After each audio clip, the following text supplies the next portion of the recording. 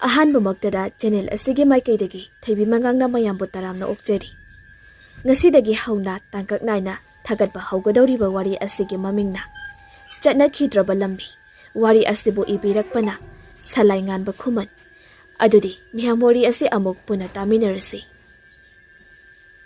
ꯌꯣꯍꯦꯟ ꯐꯩꯖꯨꯞ ꯃꯅꯨꯡ ꯑꯗꯨꯗ ꯃꯥꯒꯤ ꯈꯪꯅꯖꯕ ꯅꯨꯄꯤ ꯑꯗꯨꯒ ꯋꯥꯆꯞꯇ ꯀꯟꯅ ꯆꯥꯠ ꯇꯧꯔꯤ꯫ ꯌꯣꯍꯦꯟꯅ, ꯂꯩꯔꯥꯡ, ꯉꯁꯤꯁꯦ ꯑꯩ ꯅꯪꯕꯨ ꯌꯥꯝꯅ ꯅꯨꯡꯁꯤꯕ ꯐꯥꯎꯔꯛꯏ꯫ ꯍꯥꯏꯅꯤꯡꯕ ꯀꯌꯥꯁꯨ ꯍꯥꯏꯗꯣꯛꯄ ꯉꯝꯗꯦ꯫ ꯆꯤꯝꯕꯥꯜꯁꯤꯗ ꯄꯟꯗꯨꯅ ꯑꯗꯨꯝ ꯂꯩꯔꯤ꯫ ꯑꯁ ꯗꯥ ꯌꯣꯍꯦꯟ, ꯅꯪ ꯌꯥꯝꯅ ꯍꯦꯟꯖꯟꯅ ꯈꯟꯖꯅꯨꯀꯣ꯫ ꯅꯪꯅ ꯍꯥꯏꯗꯣꯔꯛꯄ ꯋꯥꯁꯦ ꯑꯩꯗꯤ ꯁ꯭ꯋꯥꯏ ꯌꯥꯝꯅ ꯂꯥꯎꯏ꯫ ꯑꯁ ꯂꯩꯔꯥꯡ, ꯅꯪꯅꯗꯤ ꯊꯥꯖꯕꯤꯔꯣꯏ ꯗꯗꯥꯒꯤ ꯊꯃꯣꯏꯗ ꯊꯝꯂꯤꯕ ꯅꯪꯒꯤ ꯅꯨꯡꯁꯤꯕꯁꯦ꯫ ꯑꯗꯣ ꯃꯊꯪ ꯎꯅꯕꯗꯗꯤ ꯑꯔꯦꯞꯄ ꯑꯃꯗꯤ ꯊꯝꯅꯁꯤꯀꯣ꯫ ꯌꯣꯍꯦꯟ ꯅꯨꯄꯤ ꯌꯥꯝꯅ ꯆꯣꯞꯄ ꯃꯤꯁꯛ ꯑꯃꯅꯤ, ꯑꯗꯨꯕꯨ ꯂꯩꯔꯥꯡꯗꯤ ꯌꯣꯍꯦꯟꯅ ꯂꯣꯏꯔꯦꯗ ꯂꯩꯖꯔꯤ꯫ ꯗꯥ ꯌꯣꯍꯦꯟ, ꯑꯁ ꯈꯔ ꯉꯥꯡꯅꯨꯀꯣ, ꯍꯩꯅꯗꯦ꯫ ꯊꯥꯖꯕ ꯍꯥꯏꯁꯦ ꯋꯥꯔꯤ ꯊꯝꯅꯕꯗꯣ ꯅꯠꯇ꯭ꯔꯣ? ꯑꯗꯨꯝꯕꯗꯨꯗꯤꯅꯦ ꯍꯌꯦꯡꯋꯥꯏ ꯅꯅꯥꯛꯇ ꯂꯩꯔꯀꯥꯟꯗ꯫ ꯑꯁꯤ ꯍꯥꯏꯔꯒ ꯅꯣꯛꯄꯒꯤ ꯏꯃꯣꯖꯤ ꯑꯃ ꯍꯥꯞꯂꯛꯏ꯫ ꯌꯣꯍꯦꯟ ꯂꯩꯔꯥꯡꯕꯨ ꯊꯦꯝꯕ ꯌꯥꯕ ꯊꯦꯝꯃꯤ, ꯍꯥꯏꯕ ꯌꯥꯕꯁꯨ ꯍꯥꯏꯔꯝꯃꯤ, ꯑꯗꯨꯕꯨ ꯂꯩꯔꯥꯡꯅꯗꯤ ꯌꯥꯈꯤꯗ꯭ꯔꯤ꯫ ꯑꯁꯨꯝꯅ ꯒꯨꯗ ꯅꯥꯏꯠ ꯍꯥꯏꯅꯔꯒ ꯇꯨꯝꯅꯈ꯭ꯔꯤ꯫ ꯑꯍꯤꯡꯒꯤ ꯃꯇꯝꯅꯤ꯫ ꯂꯩꯔꯥꯡ ꯇꯦꯟꯇꯛꯄ ꯑꯀꯤꯕ ꯃꯪꯂꯥꯟ ꯑꯃ ꯃꯪꯂꯝꯃꯤ꯫ ꯃꯪꯂꯥꯟ ꯑꯗꯨꯗ ꯂꯩꯔꯥꯡ ꯑꯁꯨꯛꯄ ꯑꯀꯤꯕ ꯂꯝꯕꯤ ꯑꯃꯗ ꯆꯠꯂꯝꯃꯤ꯫ ꯃꯇꯝ ꯑꯗꯨꯗ ꯅꯣꯡꯁꯨ ꯂꯦꯞꯇꯅ ꯑꯗꯨꯃꯛ ꯆꯨꯔꯛꯈꯤ꯫ ꯃꯍꯥꯛꯅ ꯃꯌꯨꯝ ꯌꯧꯅꯅꯕ ꯆꯦꯜꯂꯛꯄꯗ ꯅꯨꯄꯥ ꯈꯔꯅ ꯃꯍꯥꯛꯄꯨ ꯐꯥꯔꯒ ꯑꯣꯠꯄꯤ ꯅꯩꯕꯤꯔꯒ ꯃꯉꯛ ꯑꯗꯨ ꯂꯩꯊꯦꯛꯂꯒ ꯍꯥꯠꯄꯒꯤ ꯃꯪꯂꯥꯟ ꯑꯃ ꯃꯪꯂꯛꯈꯤ꯫ ꯃꯪ ꯑꯗꯨ ꯍꯦꯛ ꯃꯪꯕ ꯂꯣꯏꯕꯒ ꯂꯩꯔꯥꯡ ꯑꯗꯨ ꯃꯃꯥꯏ ꯃꯃꯤꯠ ꯑꯗꯨ ꯍꯨꯃꯥꯡꯅ ꯄꯨꯡꯆꯣꯠ ꯆꯣꯠꯄ ꯃꯈꯩ ꯍꯧꯒꯠꯂꯛꯈꯤ꯫ ꯃꯄꯥ ꯃꯃꯥꯁꯨ ꯃꯆꯥꯅ ꯍꯥꯏꯐꯦꯠ ꯂꯧꯔꯛꯈꯤꯕ ꯑꯗꯨ ꯇꯥꯔꯝꯃꯤ꯫ ꯑꯍꯤꯡꯒꯤ ꯃꯇꯝ ꯑꯗꯨꯗ ꯃꯆꯥꯅꯨꯄꯤ ꯑꯗꯨꯅ ꯀꯟꯅ ꯀꯞꯂꯛꯄꯒꯤ ꯃꯃꯥ ꯃꯄꯥ ꯑꯅꯤꯗꯨꯅ ꯀꯩꯗꯧꯔꯒꯦ ꯏꯆꯥꯕꯨ ꯍꯥꯏꯅ ꯍꯥꯏꯔꯝꯃꯤ꯫ ꯑꯗꯨꯕꯨ ꯂꯩꯔꯥꯡꯅꯗꯤ ꯀꯤꯕꯅ ꯃꯪꯂꯥꯟ ꯑꯗꯨꯒꯤ ꯋꯥꯔꯤ ꯑꯗꯨ ꯂꯤꯕ ꯉꯝꯂꯝꯗꯦ꯫ ꯅꯤꯡꯁꯤꯡꯂꯨꯔꯒ ꯍꯦꯟꯅ ꯀꯞꯂꯛꯈꯤ꯫ ꯑꯗꯨꯕꯨ ꯃꯃꯥꯅ ꯍꯟꯖꯤꯟ ꯍꯟꯖꯤꯟ ꯀꯩꯗꯧꯔꯒꯦ ꯍꯪꯕꯗ ꯂꯩꯔꯥꯡ ꯑꯀꯤꯕ ꯐꯥꯊꯔꯒ ꯑꯀꯤꯕ ꯃꯪ ꯑꯃ ꯃꯪꯉꯤ ꯍꯥꯏꯔꯛꯈꯤ꯫ ꯃꯇꯝ ꯑꯗꯨꯗꯇ ꯃꯃꯥ ꯃꯄꯥ ꯑꯅꯤ ꯑꯗꯨ ꯅꯦ ꯍꯦꯛ ꯇꯥꯔꯝꯃꯤ꯫ ꯃꯄꯥꯅ, ꯏꯆꯥ ꯇꯣꯝꯕꯤ, ꯑꯗꯨꯗꯤ ꯃꯪꯅꯤꯗꯅ, ꯃꯀꯨ ꯃꯪꯅꯤ꯫ ꯃꯪꯒꯤ ꯑꯣꯏꯔꯦꯀꯣ ꯏꯆꯥꯅ ꯀꯞꯂꯤꯕꯗꯤ꯫ ꯃꯃꯥ, ꯍꯧꯖꯤꯛꯇꯤꯅꯦ ꯅꯣꯡꯁꯨ ꯉꯥꯟꯒꯗꯧꯕ ꯌꯥꯝꯅ ꯋꯥꯠꯂꯤ꯫ ꯅꯆꯥꯅꯨꯄꯤꯒꯅꯦ ꯇꯨꯃꯤꯟꯅꯔꯨꯀꯣ꯫ ꯑꯁꯤ ꯍꯥꯏꯔꯝꯂꯒ ꯃꯄꯥ ꯑꯗꯨ ꯊꯣꯛꯈ꯭ꯔꯦ꯫ ꯃꯃꯥ ꯂꯩꯍꯥꯎꯁꯨ ꯃꯆꯥꯅꯨꯄꯤꯕꯨ ꯊꯦꯝꯕꯤꯔꯒ ꯀꯣꯟꯕꯤꯗꯨꯅ ꯇꯨꯝꯊꯈꯤ꯫ ꯑꯗꯨꯕꯨ ꯂꯩꯔꯥꯡꯗꯤ ꯃꯪꯂꯥꯟ ꯑꯗꯨ ꯑꯃꯨꯛ ꯃꯪꯂꯛꯈꯤꯗ꯭ꯔꯥ ꯈꯜꯂꯨꯕꯗ ꯇꯨꯝꯊꯈꯤꯗ꯭ꯔꯤ꯫ ꯃꯊꯪꯒꯤ ꯅꯨꯃꯤꯠꯅꯤ ꯂꯩꯔꯥꯡ ꯍꯣꯏꯒꯤ ꯂꯩꯀꯥꯏꯃꯛꯁꯤꯗ ꯀꯣꯔꯧ ꯅꯨꯄꯥ ꯑꯃꯁꯨ ꯂꯩ꯫ ꯃꯍꯥꯛ ꯑꯁꯤ ꯆꯍꯤ 19 ꯁꯨꯔꯛꯏ꯫ ꯊꯕꯛ ꯁꯨꯅꯕ ꯍꯣꯠꯅꯔꯤꯉꯩ, ꯁꯦꯜ ꯇꯥꯜꯂꯤꯉꯩ, ꯃꯌꯨꯝ ꯃꯀꯩ ꯄꯥꯟꯕꯒꯤ ꯋꯥꯈꯜ ꯄꯣꯛꯈꯤꯗ꯭ꯔꯕ ꯄꯥꯈꯪ ꯑꯔꯤꯕ ꯑꯃꯅꯤ꯫ ꯑꯗꯨꯕꯨ ꯃꯍꯥꯛꯀꯤꯁꯨ ꯃꯥꯅ ꯄꯥꯝꯖꯕ ꯅꯨꯄꯤ ꯑꯃꯗꯤ ꯂꯩꯔꯤꯕꯅꯤ꯫ ꯑꯗꯨꯕꯨ ꯆꯍꯤ ꯈꯔ ꯍꯥꯏꯒꯠꯈꯤꯕ ꯑꯁꯤꯗ ꯐꯣꯡꯗꯣꯛꯇꯅ ꯂꯣꯏꯅ ꯅꯨꯡꯁꯤꯖꯕ ꯍꯥꯏꯕꯗꯨ ꯑꯣꯏꯈꯤ꯫ ꯀꯣꯔꯧ ꯈꯨꯗꯩ ꯑꯃ ꯁꯦꯠꯇꯨꯅ ꯃꯃꯥꯡꯗ ꯂꯩꯔꯤꯕ ꯉꯥ ꯌꯣꯛꯄ ꯐꯥꯝ ꯑꯗꯨꯗ ꯀꯨꯝꯗꯨꯅ ꯂꯣꯡꯍꯨꯞ ꯇꯥꯟꯗꯨꯅ ꯂꯩꯔꯝꯃꯤ꯫ ꯇꯟꯖꯥ ꯑꯗꯨꯗ ꯂꯩꯔꯥꯡꯁꯨ ꯗꯨꯀꯥꯜꯗꯒꯤ ꯉꯥꯔꯤ ꯃꯣꯔꯣꯛ ꯂꯩꯅꯅꯕ ꯊꯣꯛꯂꯛꯏ꯫ ꯂꯩꯔꯥꯡꯅ ꯂꯝꯕꯤꯗ ꯑꯁꯨꯝ ꯂꯥꯛꯄ ꯑꯗꯨꯗ ꯀꯣꯔꯧꯅ ꯐꯥꯝꯗ ꯂꯣꯡꯍꯨꯞ ꯇꯥꯜꯂꯤꯕꯗꯨ ꯂꯩꯔꯥꯡꯅꯁꯨ ꯎꯔꯝꯃꯤ꯫ ꯂꯩꯔꯥꯡꯅ ꯗꯥ ꯀꯣꯔꯧ ꯉꯥ ꯐꯥꯔꯤꯔꯣ ꯍꯥꯏꯅ ꯂꯥꯎꯔꯛꯏ꯫ ꯃꯗꯨꯗ ꯀꯣꯔꯧꯅꯁꯨ ꯍꯔꯥꯎ ꯍꯔꯥꯎ ꯍꯣꯏ ꯐꯥꯔꯤꯅꯤ ꯍꯥꯏꯔ ꯈꯨꯝꯈꯤ꯫ ꯂꯩꯔꯥꯡꯒꯤ ꯋꯥꯍꯩ ꯑꯃꯗꯨꯅ ꯀꯣꯔꯧꯒꯤ ꯃꯊꯃꯣꯏꯗꯤ ꯍꯔꯥꯎꯕ ꯍꯥꯏꯕꯗꯨ ꯑꯣꯏꯈꯤ꯫ ꯂꯩꯔꯥꯡꯁꯨ ꯗꯨꯀꯥꯟ ꯌꯧꯔꯕꯗ ꯉꯥꯔꯤ ꯃꯣꯔꯣꯛ ꯑꯗꯨ ꯂꯩꯗꯨꯅ ꯑꯃꯨꯛ ꯃꯌꯨꯝꯗ ꯍꯜꯂꯛꯈꯤ꯫ ꯍꯜꯂꯛꯄꯒꯤ ꯃꯇꯝꯗꯁꯨ ꯀꯣꯔꯧꯗꯤ ꯂꯣꯡꯍꯨꯞ ꯑꯗꯨꯝ ꯇꯥꯟꯗꯨꯅ ꯂꯩꯔꯝꯃꯤ꯫ ꯑꯗꯨꯗ ꯂꯩꯔꯥꯡꯅ ꯐꯥꯒꯤ ꯑꯣꯏꯅ ꯀꯣꯔꯧꯒꯤ ꯃꯅꯥꯛꯇ ꯈꯔ ꯆꯪꯂꯛꯂꯒ, ꯗꯥ ꯀꯣꯔꯧ, ꯅꯣꯏꯗꯤ ꯐꯥꯝ ꯂꯩꯕꯅꯤꯅ ꯉꯥꯗꯤ ꯅꯨꯡꯇꯤꯒꯤ ꯆꯥꯔꯝꯅꯤꯀꯣ? ꯑꯗꯣ ꯑꯩꯈꯣꯏꯗꯤ ꯉꯥꯁꯨ ꯆꯥꯈꯤꯗꯕ ꯀꯨꯏꯔꯦꯗ꯫ ꯑꯗꯣ ꯉꯥ ꯑꯆꯧꯕ ꯑꯃ ꯍꯥꯎꯗꯧꯕ ꯑꯝꯇ ꯉꯁꯤꯗꯤ ꯄꯤꯌꯨꯗꯅ꯫ ꯑꯁꯤ ꯍꯥꯏꯅ ꯐꯥꯒꯤꯒꯤ ꯍꯥꯏꯔꯝꯃꯤ꯫ ꯃꯇꯝ ꯑꯗꯨꯗ ꯀꯣꯔꯧ ꯌꯥꯝꯅ ꯍꯔꯥꯎꯖꯔꯝꯃꯤ꯫ ꯃꯔꯝ ꯑꯗꯨꯅ ꯉꯥ ꯀꯣꯟꯗ ꯌꯥꯎꯔꯤꯕ ꯉꯥ ꯑꯆꯧꯕ ꯑꯃ ꯄꯤꯔꯝꯃꯤ꯫ ꯂꯩꯔꯥꯡꯅ, ꯑꯌꯥ ꯗꯥ ꯀꯣꯔꯧ, ꯑꯩꯅ ꯐꯥꯒꯤ ꯇꯧꯕꯅꯤ꯫ ꯑꯩ ꯄꯨꯖꯔꯣꯏꯀꯣ, ꯑꯩꯗꯤ ꯁꯨꯝ ꯐꯥꯒꯤ ꯇꯧꯕꯅꯦꯕ꯫ ꯂꯩꯔꯥꯡ, ꯅꯪꯅ ꯉꯥꯁꯦ ꯄꯨꯗ꯭ꯔꯕꯗꯤ ꯗꯥ ꯀꯣꯔꯧ ꯋꯥꯔꯧꯅꯤꯀꯣ꯫ ꯁꯦ ꯃꯃꯥ ꯕꯕꯥ ꯍꯣꯏꯒ ꯆꯥꯃꯤꯟꯅꯔꯨꯔꯣ, ꯑꯩꯅꯁꯨ ꯄꯤꯖꯅꯤꯡꯗꯅ ꯇꯧꯕꯅꯤ꯫ ꯀꯣꯔꯧꯅꯁꯨ ꯀꯟꯅ ꯍꯦꯛꯇ ꯍꯥꯏꯔꯕ ꯑꯗꯨꯗꯗꯤ ꯂꯩꯔꯥꯡꯁꯨ ꯇꯧꯐꯝ ꯈꯪꯗ꯭ꯔꯦ, ꯑꯗꯨꯒ ꯏꯀꯥꯏꯕꯁꯨ ꯄꯣꯛꯂꯝꯃꯤ꯫ ꯀꯣꯔꯧꯅ ꯃꯈꯥ ꯇꯥꯔꯛꯏ, ꯂꯩꯔꯥꯡ, ꯌꯥꯝꯅ ꯏꯀꯥꯏꯔꯕꯣ? ꯐꯔꯦ ꯐꯔꯦ꯫ ꯑꯁꯤ ꯍꯥꯏꯔꯒ ꯃꯃꯥꯏ ꯑꯗꯨ ꯁꯨꯛꯊꯔꯝꯃꯤ꯫ ꯀꯣꯔꯧꯅ ꯅꯨꯡꯉꯥꯏꯇꯕ ꯃꯇꯧ ꯎꯠꯄ ꯑꯗꯨꯗ ꯂꯩꯔꯥꯡꯁꯨ Hoida purage lekai ibungna bibabu ase khanduna nga adu pairami. Dakoro ihare ko ai setlage horen thongba loibaga tengkot achauba ma dakoro gi budama purak toini ko asi hairam laga nokla chatkhri korodi leirangna noklamba mino adubu thamoida lotuna thamjaki leirangna nga jaw ama pairakhiba adu mama amadi mapana su urami mama le hauna masada hai ibima nga dudi onthongna sawkhreda adubu kadai da kino ima dakoro dane aina phagi oina nga hamta piyo na hairuba ada dakoro na moigi famda longhupta lami aduda phagi oina hairuba aduda dakoro na puda yaroina mama baba ga hauna chamino na haire ini mama le haudi no fetauzi mapa so adu mangai kesu haidi ibima korose marai bak thina horakpa angang ni ne mahaki mama so ma pokpa matamda hospital da dum laikhidri matam adudagi mapa adu sune adum ngausanakri matam adudadi korose magi madom chana wana yolakhibani aikhoina gane ngamdau nati adugi sumathakta honaba yamna kanba minido aduna ne imadi yai haisini he as ima nangi bapsisu onthona phakre asi hairam laga nga adu mapada piram laga leirang chaksang da stak adu thongba changkhri koroso nga khara phariga mayumda pukhalai korona pharak leba nga khara adu amuk madom sa santina lekai da satuna yolami pung taraga tarakpa matamda sak thongba suloiri leirang da korogi ni haiduna tengkot asoba amada haptuna korogi mayumda nga thongba adu thinba lai koroso yumgi pukri adugi thonga aduda tungduna irujari leirangna da koro indomja santi haina marira mangara khanjin hanjin kaura ami matam aduda irujariba korogodu leirangna urami da koro aina nga saidagi khanago segai kai kauri se tadro natraga tana ta sanadriroba asi haira ka korogi manakta sangsilai korona leirang janga kado mangoda leiro modo ai loidoreba aduga lagi mina irujabam sida mina uragane lana laukhini ko korona haiba mayam ado leirangdi taraso tasinadana adumak sangsilai aduga mapangal yaudraba wagi thonga aduda leirangso makhong animakto nesilai matam aduda thonga ado tektuna pukri aduda makhoi animak pulap tasinkhirami leirangdi harauba amagumna makhoi ani duso isinga adu kalladuna korowda saisili korowsu leirangi matau adu ubada mamit kupta yengduna leizai korona leirangi makhut adu pairega haire leirang lau karasi isinga sida phajamande karis lau asi haina hairami yare ming yaksanaba sida pakhangari ba haisidi pukri sibone hekli eba asi hairam laga leirang tu pukri dagi kakhatkri ado da koro nga do thongbodo hauna charo ko aina da koro chana bani haiduna hauna thongokpadi maru phauba lemanu ko loine heksa thu chalagi da koro mama ya do mu leithok laga sengi haina tawri amuk phatle silak laga ado da koro ai da koro gi nungsibado aina su yara doini horen pung ahumda pukri asawbada lau ko asi hairam laga leirang ado kana senkri korau di harau baga ngak bagana loiri leirang na setkiba maikai adubu yengduna lehauri ngehaki matungda korau chak tuk laduna pung ahum taba ngairami leirang su pung ahum taba wana ngaijarami asuna wana ngaijarakpa pungfam adu ngehaki matungda yaurakli leirang su mayumdagi thokjari aduga korau su tengkot adu pairaga thoklai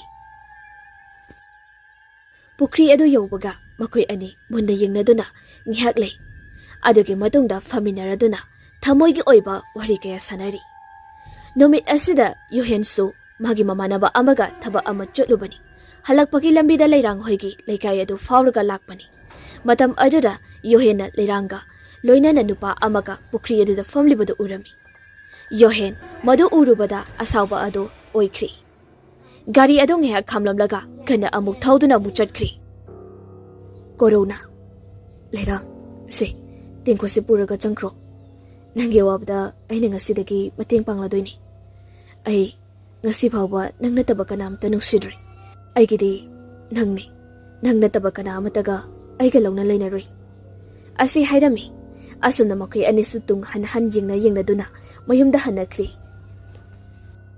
Yohensu mayum yauraduna pocketagi phone adu lokthokraklaga leirangda call tawrami. Leirang Yohen gi call lakpaduda khara hainaramdi adubu karisu khandaba saraga phone adu paikhatli. Yohena asawbadu fatharaga hairei. Leirang hayengse aigi maagi machi hoiromda chaluse. Aduga idaugi laisangda sangduna lai khurumse. Aduda khurumadine ningba loina thungina hainai. Chalusi ase haine themlami. Leirang su tale haiduna yadre. Adudagidi Yohen phone adu thamkhri. Mamanaba kharada call tawrami aduga magi manakta kaurami. Mamanaba sing adusu Yohen gi manakta yaurami. Ba Yohen kari leirage lakta yadi kaina hairisibo. Bye adainati leirang du ngasi gi numita pharaga aigi oigadabani. Noi mayamnasu nataw aigi aningbasa thongalu. Asi hairega upu manungda thamliba yu angangbado lawthoraklaga makoy mari ado thakminarami. Yugi nisa palakpa matam adudadi Yohen gi makokta afaba amata khanba ngamlaktri maram aduna mamanaba ahumduda wa ama hairaami. Bye ngasi din na tawaise thakmoyamna kai ngasi aina kari base punsida amutasu thokidri aduga ai ngasi di mi yamna hatningi taw mataw ahumdusu Yohena sauriba ase nupi maram oigani haiba ase khanglami. Arem aba chabagi haunabi Yohena haiba wa khudingmaksu makoi ahumadu yarami. Numika taramdai matam aduda yu thakpado loirami aduga Yohena makhatare. Bai ahuma ngasidine nataw aina haidoriba wase yadabani. Noigisu penadaba nataw aina tawgani. Leirang hairiba nupi masado. Ngasidi laikhoktagi thudeknaga aikhoi marigi oigadabani. Law thengri. Moi marigi marakta khaba kogo nupa ama yauri. Yohendagi hena khabane hena nupida chopa haibado oirami. Aduga ani dudi apang thauna haiduni. Asumna makhoi mari ado Yohengi car aduda lagminari. Aduga leirang hoigi thongalgi dukal manak aduda leirangbu tholakpa ngairi. Tanja aduda asumna tho tam khibana ngasai ayukta dukal dagi leirakpa ngari ado haudong amana chakhibadagi insangda thaknaraba leitraduna mamadagi lupa ko lauraga dukal aduda tholai. Yohen phone adu lawthoklaga kari no khara yengduna leirami. Tanja aduda khaba adu changlaklaga. Tabro bai. Bai Yohen. Tare bai khaba. Kidorge. You amuk thakise airo. Ngaiba wadana. As bai Yohen adugi wanati. Lai habanida. Keino khaba kanano laibo. Khaba hautaba mino amando laga hairi. Itawgi leirang nungsibido tholai. Pan dukan asida sangkri. Yohen melamba phone adu pocket at hapsilaga masadu yu ngawon bana turi ngarum tawraga hairi. Leirang tholai haiba. Adudi mane dukan asida tholaga machinase phi amana punduna phadaba yadabanina ai gari ase maning tamna halaki. Asumna hainaduna leirang su dukal adudagi tholakpa ngairami. Leirang ngari mayu madu pairaga makhut na maduna hai haiduna makhong aduso chongchong duna lai. Matam aduda nupa ahum aduna leirangi matunglomdagi masa adu konsinduna yamna thuna machin adubu phi amana punsin khirami. Matam aduda Yohenso gari adu maning hansilaktuna thong adu hangtorai. Matam aduda leirangdo nupi oibana pangan amata thokhiramdi. Laubu sungam khidri. Gari manung aduda nupa ahumduna nampuda leirangbu hapsin khirami.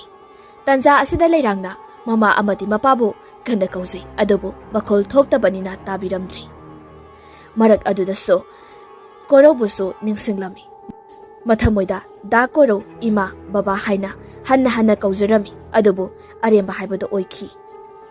Gari adu sukana thokibana leirang khoigi leikai lankhirami. Gari adu thauna Yohena asumna hairei. Ahenba pambi aina haibadi nangna yakhidi. Aduga leikai nupa aduga natabalizat thui. Asi haina matin adu leirangda sisilai. Yohena khaba noi nupido kana payo nanthon bayadi. Aduga puliba machinado lawtho. Leirang machinda puliba phi adu lawthora ami aduga leirang du sauna hairei. Sagi wakal chenba nang kanado Kari maramgi aibu namdana pharibadi. Yohen nisagi mayaida apapata khankhidri.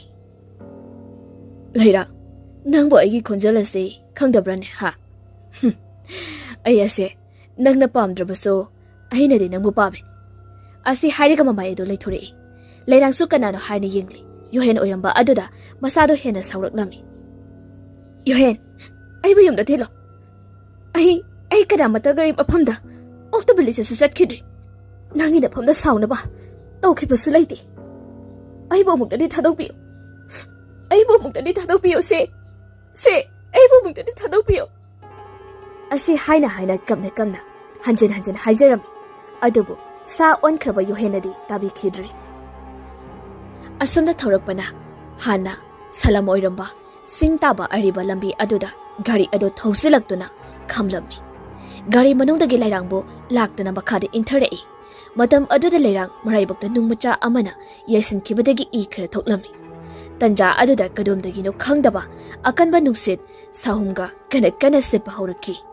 Tanja aduda pungongoramba atiyasu amuba nongpuba lechin pukukri. Yohenna lairangki manakta famtharega. Lairang nang nasariyana aiga chelasi. Adu oirabadi nangbu aina karisu tawbiroi. Asi haina hairami. Lairangdi pamdaba sagi wakhal chinba Yohengi wafam adu tabada yamna hainaramdawe. Amaromda lairangki mama leihauso machanubi dukaldagi changlak mandabaduda thiba tholakami. Adubu dukal adudaso lairamdi. Dukal aduda hangluba matamdasu lairangdi ngari lairaga adum panthadabida chatkrabani haina hairakami. Leihaudi masa adu nupiga oibaga pakhatkri. Imungda saglaklaga mapada macha dukal thokibadagi hanjilaktri haina hairami. Mapa aduga tawraga laikai sinba thongna yumthong khuding sangduna hanglami. Aroibada koro hoidosu laktuna mama leihauna leirang hanjilaktabagi pawadu hairami. Koro wadu tabada mathawa yamna wajarami. Ibungo koro nasando ngasidi yamna harauna saksangda sak thongambani. Ngari leiti leirugi lupa kun khakta piyu hairaga dukanda thokibani. Adubu hanjilaktaba aduda laikai se senba thongnasu hangure. Nachal lairangdi thiba phangdrene. Asi hairaga mama leihaudu mathamoi kaina kapsari. Ire kaisu thoidoba tawrumoida hanjilakpra haibado ngihak yengkisi. Nasasu leijarisidi aisu asai pawda yenglugi. Asi hairamlaga koro mathasana thokhirami. Leihau amadi magi nupaso mayumda amuk chaglaklaga loisilamdraba sak insang ado loisinduna sakti sadabida machabu hanjilakpa ngairami. Koro sukachin koya phamgi sangkayada su chattuna koiti thirami adubu phangba kobudi leikhidri. Koro mathamoida isor amabu khurumjaduna leirangbu phanganbiyo haina khurumlaga thiri adubu thibadi phangkhidri. Amaromdana leirang yamna kaplami. Machinda su da koro haina hanjin apikpa khonjal de kaujari. Khabana. Bayohen. Mangda taduna leiriba saji amumse. Mathaw mangam pakthokpana pharoidrane. Matamse thengjilakleda bai. Khaba adumnaga hairakpa adudadi Yohena do leirangge haksang ke atsing adubo mitaba haurakhi. Yohen amadi mamanaba ahum adugi lujadraba miyeng ado hainadraduna phamsisituna tunghalaga chatlami. Yohen changsilakano. Yohen adumai atobino. Aigi se pukanbiyo. Aibo mungda thadobbiyo. Asamna hairei. Adubu lamhenba khorsing adunadi leiranggi masada soke haiduna lamsilai. Matam aduda manglamba nongsu kenasu tharaklami. Nong churakpa akak arau kaya tawrakpa mikup adudadi leirang masu choktharamba masa adu tekhalakpagumna phaurei. Phomlambadagi puk haugatlaga kana chenkhirami. Matam aduda moi marina su tanarai. Nongsu kana churibani. Yum taba mafam natabanina lamhang lambi oibanina pumam hek mamlambi. Leirangna khara chelakpaga waraduna lamhang adugi u khara yamna hauriba mafam aduda tumina machin adu melaga lochari. Yohen sawan badagi koilau laurai. Mamanaba ahum dusu thina chairami. Mithibong noidi mithibong ni. Mithibong haisani. Chabadadi ahoba khalaga chaba hayiba.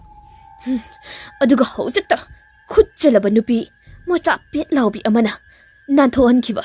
ꯅꯠꯇ꯭ꯔꯣ ꯊꯤꯌꯨ ꯐꯪꯗ꯭ꯔꯤ ꯐꯥꯎꯕ ꯊꯤꯌꯨ ꯃꯈꯣꯏꯅ ꯉꯥꯡꯅꯔꯤꯕꯁꯤꯡ ꯑꯗꯨ ꯅꯨꯡꯗꯥꯡ ꯑꯣꯏꯕꯅꯤꯅ ꯂꯩꯔꯥꯡꯁꯨ ꯇꯥꯔꯝꯃꯤ ꯃꯈꯣꯏ ꯑꯅꯤ ꯂꯣꯟꯅꯗꯨꯅ ꯏꯁꯣꯔ ꯃꯥꯕꯨ ꯈꯨꯔꯨꯝꯗꯨꯅ ꯑꯩꯒꯤ ꯊꯋꯥꯏꯗꯗꯤ ꯀꯟꯕꯤꯌꯨ ꯍꯥꯏꯅ ꯀꯞꯂꯤ ꯁꯥꯔꯤ ꯃꯈꯣꯜꯗꯤ ꯊꯣꯛꯇꯅ ꯅꯤꯖꯔꯤ ꯅꯣꯡꯁꯨ ꯑꯀꯥꯛ ꯑꯔꯥꯎ ꯀꯌꯥꯒ ꯂꯣꯏꯅꯅ ꯂꯦꯞꯄ ꯂꯩꯇꯅ ꯆꯨꯔꯤ ꯑꯋꯥꯕꯗ ꯇꯥꯔꯕ ꯃꯍꯥꯛꯀꯤ ꯄꯨꯟꯁꯤꯕꯨ ꯏꯁꯣꯔ ꯃꯥꯅ ꯎꯕꯤꯗꯕ ꯍꯥꯏꯕꯗꯨ ꯊꯣꯛꯈ꯭ꯔꯤ ꯑꯃꯔꯣꯝꯗꯗ ꯀꯣꯔꯧꯁꯨ ꯃꯊꯃꯣꯏꯗꯨ ꯀꯥꯏꯈꯤꯔꯝꯃꯤ ꯃꯐꯝ ꯀꯌꯥꯗ ꯊꯤꯔꯨꯔꯤ ꯑꯗꯨꯕꯨ ꯐꯪꯕ ꯀꯧꯕꯗꯤ ꯂꯩꯈꯤꯗ꯭ꯔꯤ ꯃꯁꯥ ꯑꯗꯨꯁꯨ ꯅꯣꯡꯅ ꯄꯨꯡꯆꯣꯠ ꯆꯣꯠꯈ꯭ꯔꯤ ꯀꯣꯔꯧ ꯅꯤꯡꯕ ꯀꯥꯏꯅ ꯃꯌꯨꯝꯗ ꯍꯜꯂꯛꯇꯨꯅ ꯐꯃꯨꯡꯗ ꯂꯩꯔꯤ ꯃꯗꯣꯝꯆꯥ ꯁꯥꯟꯇꯤꯁꯨ ꯀꯣꯔꯧꯒꯤ ꯃꯇꯧꯗꯨ ꯎꯕꯗ ꯅꯨꯡꯉꯥꯏꯇꯕ ꯄꯣꯛꯆꯔꯤ